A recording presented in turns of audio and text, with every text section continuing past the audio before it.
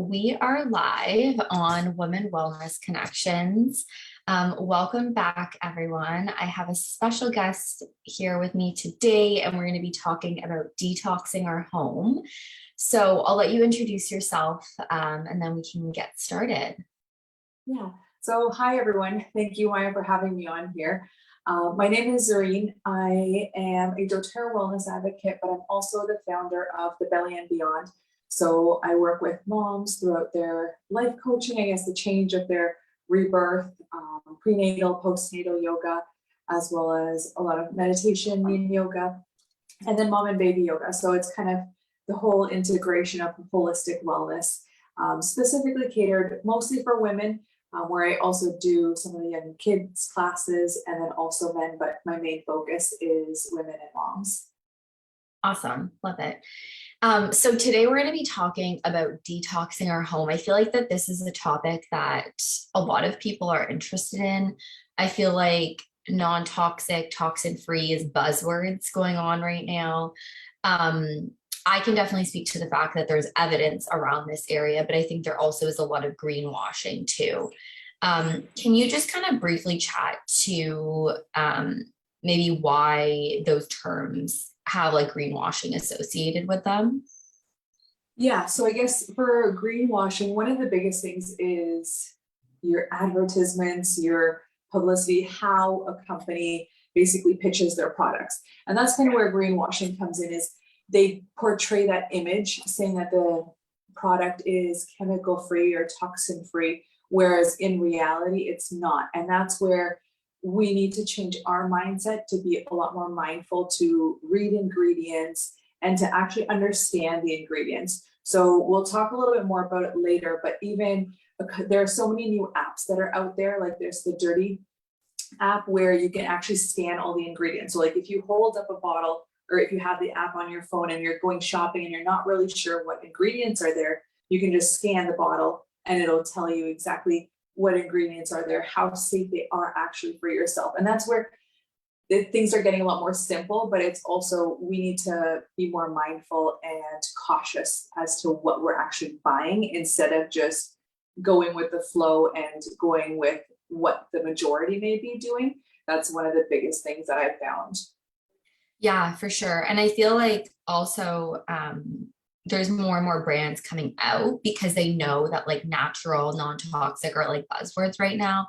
But unfortunately, there's a lot of like greenwashing that comes with that. So I think that it's really important to, provide that education around ingredients and what to look out for. And like you mentioned, some of the resources and tools that are out there to make it a little bit easier for people to be those conscious consumers, and not just necessarily kind of fall for what is on the front of the package. Yeah. And that's the thing, is it's not even just what's on the front of the package. It's like people will look for the certifications. Okay, is it FDA approved? Is it this approved? Right. Is it that approved? And that's the thing, is like, when you look at the statistics for what FDA actually tests, I think out of like the 70,000 plus maybe beauty or skincare products, there are only 300 or so that are actually tested and verified. So that's where just because something has that label on it doesn't mean that it is actually toxin free or clean for you to be using on a regular basis. Yeah, no, totally. So what are some ingredients then that people should be aware of to look out for when they're looking at kind of conventional products that they're using in their household? Yeah. So I guess one of the ones that is probably one of the most common ones, especially now, is triclosan. So because of all the hand sanitizers and antibacterial this, antibacterial that, that's one of the biggest ingredients that people may not have always been aware of, because people have typically heard of like your parabenes, your salt, your phthalates, and all the other fragrances in those. But this is one where we're now integrating this into our lives and our lifestyles so regularly that that is a carcinogenic. It is known to be an endocrine disruptor. It is known to have other asthmatic and respiratory issues for younger children as well. And that's when you're using these things on a day in, day out basis, where you need to be mindful to read the ingredients. And that's where the companies are also getting smarter, where they're sometimes using different words or different ingredients to categorize it. So like when you see fragrance, there are so many other chemicals that can be basically dumped in under that main category of fragrance, which when you think of fragrance, you may think, oh, it's like a natural aroma, or when they say it's like an all natural additive added into it, or natural flavorings, those are ingredients that you should always be cautious for, because those are the ones where FDA allows companies to just dump everything else underneath that term per se and allow them to collectively use that for the consumer. And the consumer doesn't always know better. So that's where just being mindful to, if you're looking for dyes, if you're looking for fragrances, those are the first ingredients that you should be looking for to make sure that they're not in those ingredients. And that goes not just for household cleaners, but like you look at your food, how many ingredients in like chocolate bars or in different snacks and stuff. There are so many dyes or colorings and things like that that are in there that people don't realize that they're having allergic reactions to these, and it's causing other issues for them in the long run. And that's where it's not always just about your skin or what you're using topically, but it's also what you're ingesting in your home, because you have to look at it as a complete whole thing. Yeah. For that. So those are some of them. One of the things for younger children is, I would say, your mineral oils. So for mineral oils, that's one of the things to be cautious because of the sourcing for them. So it's always not coming from a clean source. So that's where either be mindful of where the mineral oil is being sourced from, because it is a petroleum. So from like your fuel. So that's where, when it is usually contaminated, where it may not have fragrances, but it still may be contaminated and having other carcinogens included in the product. So for younger children, for babies, mineral oil is one of the first things that I would probably recommend avoiding or finding another alternative for. And where would mineral oil, would that just be in most kind of products, like conventional ones, or would it be in more specific types of products? No, so when you look at like your moisturizers, when you look at your makeups, your foundations, that's typically one of the main ingredients as like their base, because it's cheap, it's cost effective, and people don't always question it, because growing up, mineral oil was always something that we use, like, or you always see the commercials, oh, we're getting as smooth as baby's bottom, like mineral oil is the way to go. And it's that greenwashing that's existing, and it's generation after generation that they're okay with it, that they haven't always known better or been more aware of some of the issues. And that's kind of where we need to start reading more and understanding more. Yeah. Yeah. And I think even too, like, I know you briefly mentioned fragrance, and I think although people are becoming more aware of what to look out for, I also feel like still there's a lot of unknowns with it, because people will see natural fragrance and then they'll think that's okay, right? So that's where that greenwashing is really happening, because I find that in these products, like now there's all these hidden terms, like you were saying, like, you know, it won't say fragrance, it'll say natural, or it'll say perfume, or on the front, it will say like no synthetic ingredients, and on the back, there'll be perfume. I just got a puppy a couple days ago, and I've even been looking for him at like baby product or dog puppy, like washes and stuff like that. And so many of them will say on the front, like no synthetic fragrances or no synthetic things, simple ingredients. Then you look at the back and there's like 15 ingredients, and one of them is fragrance, right? So I find that is one key thing that is really easy to look out for people that you can see. And so if I always say, if you see a product that has fragrance or perfume, put it back, because you already know right off of the get-go that that is not a product you want to use. And like you mentioned too, companies are now hiding harmful ingredients in just one term, because it's kind of like a blanket term, right? So fragrance, you can hide up to 1,500 like harmful ingredients in there. So it's quite scary to think about, but also if you can eliminate that one ingredient, you're potentially decreasing the risk of exposure to ample amounts of harmful ingredients. Yeah, and that's the thing, is like, it's not always affecting just adults. It's also, we have to be mindful for our kids, because It's not even just babies. Like as your kids start going into their preteens, when they're starting to use like these body washes, these deodorants, all of these things that have other added fragrances or added chemicals, all of these are hormone disruptors. So basically, or it's like your endocrine disruptors. So basically, your hormones are affecting your whole body. So it doesn't just affect one part of you, it's going to affect everything. Mm-hmm. And that's where it's going to affect you for over a period of time, where you may not see the toxic effects of it immediately. It may take years, it may take decades to show up, but at some point it will show up in your body. Yeah, for sure. I see this so much in practice as a dietitian too. Like I'll work with women who have PCOS or they're pregnant or struggling with fertility. And one of the main things that I always address is not just what we're putting in our body, but also what we're putting on our body, because that does play a role. And like you said, I think that with what we put on our body or in our environment, it isn't something that we necessarily feel the immediate results of or effects of unless we're having a severe reaction. And if it's to that point, we know it's quite harmful, right? There's something in it that should never be on our body. But I find for a lot of us, because we don't see those immediate changes, or we don't get a stomach ache from eating it or whatever, right? We don't see the problem. But like you said, there's really endocrine cells on every organ, everywhere in our body. And so to think that we're putting things on our body that are playing a role and havoc on our hormones is quite terrifying, honestly, because it's not just, like you said, affecting one system, it's affecting literally your entire body. Yeah. Yeah. And that's the thing is, like, I know, like, even for myself for a long time, I know as if I'm like around a lot of people that have perfume on, or like, you know, in the malls when there's like the perfume section, you walk through and it's like, I'll like immediately get like a sore throat, or like it's just irritating, or I'll get a headache like instantly almost from it. Yeah. And it's like when you start like cleaning up your life and then you're getting exposed to these other things, you notice it a lot easily, a lot more readily. And that's the thing is where it's just kind of being mindful, because there are certain areas in your environment that you can't change, but your homes and what you're going to be surrounding yourself with the majority of the time is a big thing that you can actually change.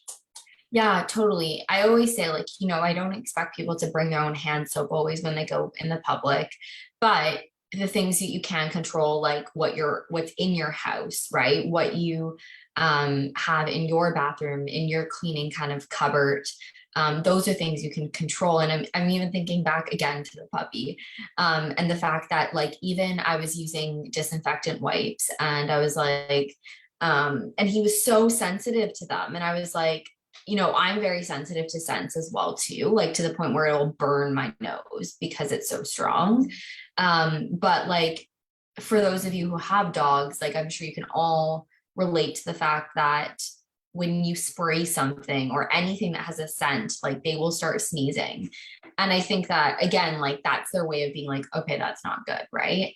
But I think the same thing goes, and we'll talk about a couple different DIYs today too, like babies, like licking the floor, playing with things, biting their toys. Like, those are all things that hopefully are being cleaned, but again, what are you using to clean those products, right? Because that's definitely something that we need to be aware of, because if it's going in their mouth as well, that's even more of a hazard too than just kind of like aromatically too. Yeah, definitely. And that's the thing is, like, even with puppies, I think it's like either the puppy's nose is either like 10 times or 100 times more sensitive than a human's nose. I don't know. That's like a big difference, but it is still like a lot more sensitive than a human's nose. And that's kind of where, like, with any time where people don't always realize that when they have perfumes, they have candles, they have the plug-ins, those are the most toxic things in the whole wide world. And they don't realize that those affect their animals. But when it comes to starting to introduce like essential oils or something natural, they're like, oh, well, is it safe for my animal? But you've already been exposing your animal to so many harmful chemicals. I'm sure your animal will thank you when you start introducing something more natural, but there's so many different safe and natural options for them to be using. Yeah, totally. So, in terms of, I think we briefly talked about how they can impact our health, but is there anything that kind of stands out to you that people should kind of be aware of in terms of maybe some immediate effects that they may see versus like long-term effects that they may experience? Or is there Yeah, any sort so of stats around for them? certain ones, I would say, like, for example, for younger children, respiratory issues is one of the first things that they're able to notice almost immediately. So if you're having like plugins or any of the candles that might have a lot of chemicals added to them, respiratory issues, asthma, that's usually one of the first symptoms that you would see, just because their lungs are still developing. And humans or like elderly, you might notice more headaches, like eye tension, kind of with like the headaches that they might be receiving, indigestion, so digestive issues that they might also be experiencing depending on how long they've been using them in their homes. And then like longer term would be your hormonal issues. So like your PCOS, your PCOD, having fertility issues, so many things that can be affecting you in the long term as well. Yeah. Yeah, for sure. And in terms of tools that people can use, I know you mentioned Think Dirty. Is there any other tools that you share with people to kind of help assess their products? Yeah, so EWB also has an app. I'm not sure, I forget the name of it. A healthy living But we app? can link the two apps like afterwards. Yeah. But yeah, the Think Dirty one is good. The Think Dirty one, I think you also have to pay for. So I think you can Okay. still scan a certain amount. But then if you wanted to actually like research exactly what the names are within the app, I think there's like a paid subscription for it. Whereas Okay. the EWB one is a free one. And that will give you basically all the details as well. But there Yeah, are the a few one I good use dual a scan lot.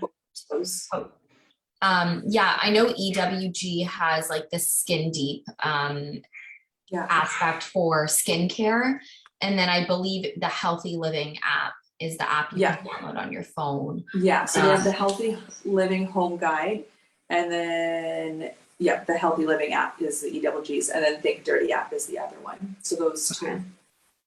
I'll put them in the comments for everyone to check out too. Yeah, I like those definitely as like a starting point for people because like for a lot of people it's overwhelming to like know what to look out for, right? So these apps I find can be useful. Again, nothing's perfect, but at the same time it's better than using the ingredients that you may be conventionally using already. Yeah, yeah, and that's the thing is like sometimes people are like bleach. That's like one of the biggest ones where when you use it, yes, it's so powerful and effective, but like I know like you can feel it burning in your nose, like when you breathe it in or when you're using it to, because some people will use it to wash their dishes or cleaning their bathrooms. And that's the thing Yeah. is when you're using some of these toxic chemicals to wash your dishes, you're then eating off of those same dishes where you're ingesting those chemicals. And that's kind of one of the biggest things is hand sanitizers as well. People don't always realize like when you walk into a restaurant, you hand out your hand saying, okay, give me the hand sanitizer, but you're eating that along with your food as well. Yeah. Where instead you can just go to the bathroom and wash your hands, where the soap may not be completely toxin free, but at least that's a better option than hand sanitizer. Right. So that's kind of where just simple like tricks and tips for them to kind of continue to be as clean as possible, or be as mindful as possible would be ideal. Yeah, for sure. So let's get into these DIYs. I'm really excited to learn more and how we can do some DIYs, because I think people think that one, making their own products is really time consuming, and two, it's really expensive, or even just swapping to cleaner is more expensive. So I'd love for you to share with everyone how it can be easy, it can be simple, and it can be cost effective. Yeah. So I'm going to put this. So basically, we're going to start with, we'll do like an all-purpose wipe. So all of us, like I'm sure when the pandemic started, everyone went out to Costco and bought all the wipes that they could.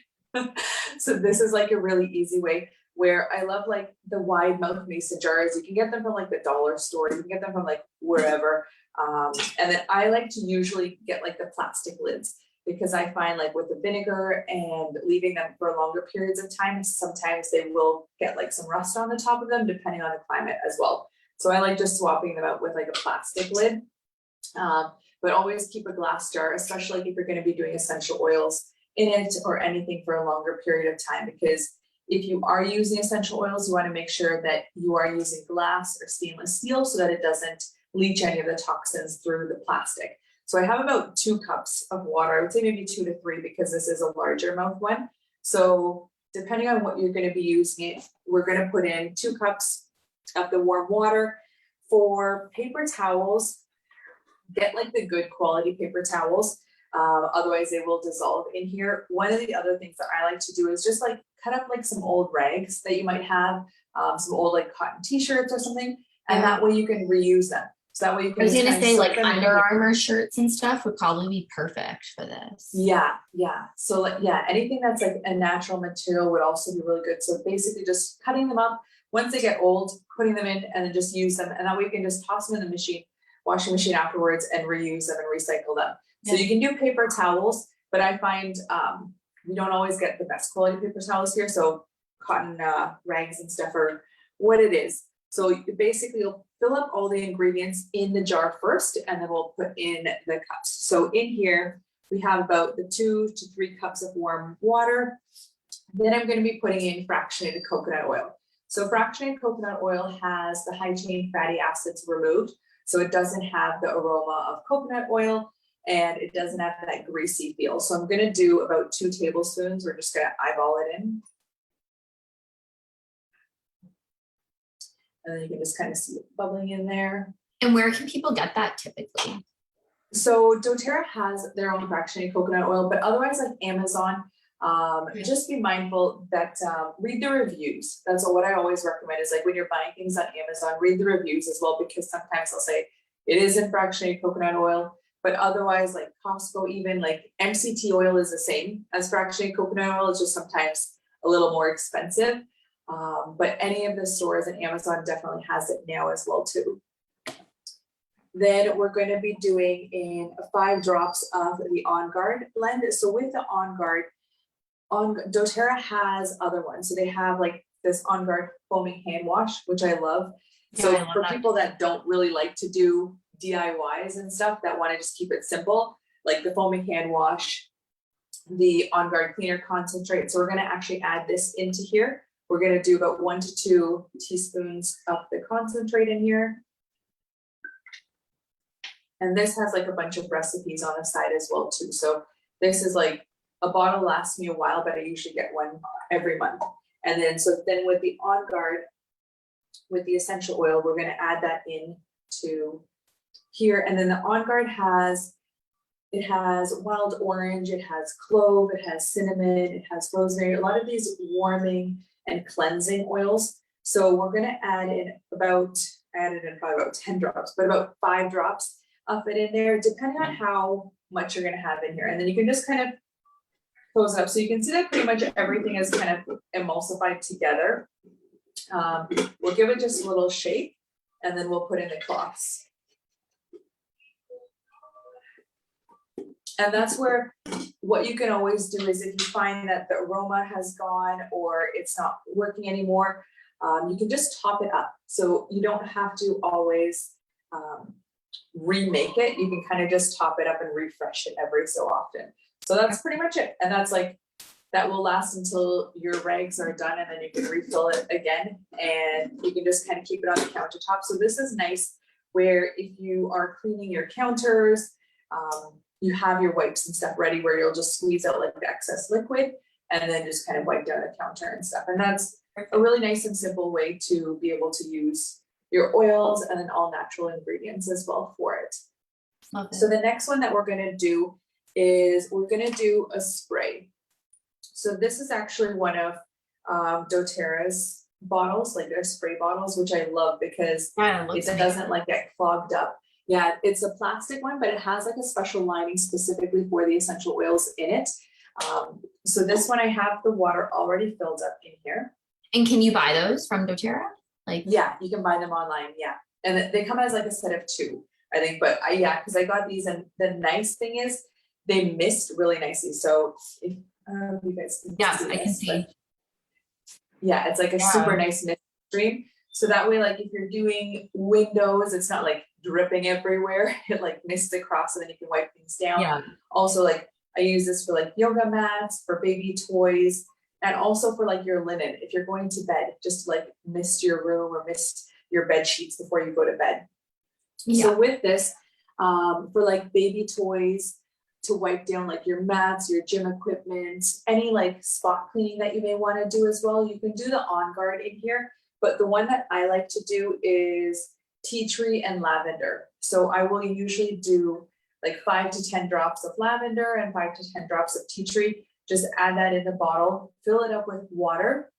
You can add in a little bit of vinegar. So just like your regular white distilled vinegar, add in about a teaspoon of that as well with it, shake it up, and then you're able to use that and then spray that out, and it smells amazing as well. So that's kind of where you can mix and match depending on the aromas that you like, where you can also get like the benefits of it.